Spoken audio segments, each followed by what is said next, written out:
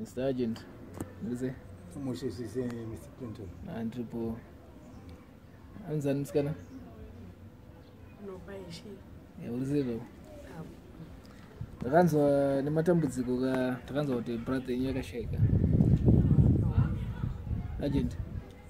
Mavoneko. Zvakaitika rino? Zvakaitika last week but one Saturday.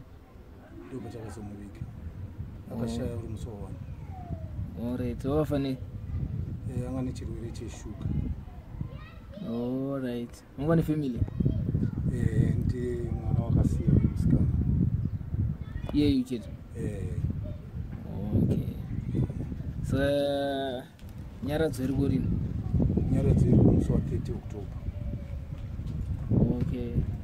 Ndozvino zvandada kuziva because tokaona vanga vanibata vachiti zvonzo chimbononzwa kuti zvakamira sei.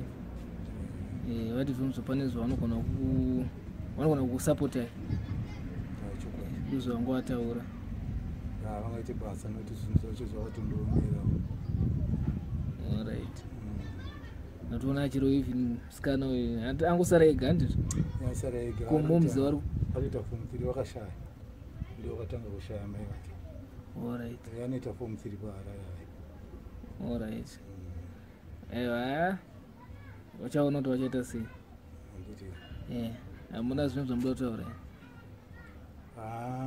Kana pana unokwanisa kundibatsira in school fees kuti mwana wangu usvika form 4 akwanisa kunyora things inini handiende kubasa ndinotongoita zvekungokiya handina stable job saka ndikangotsungira ndikaona vanondibatsira kuti mwana akwanisa kupedzawo chikoro at least zvine chiri nani. Yeah, alright.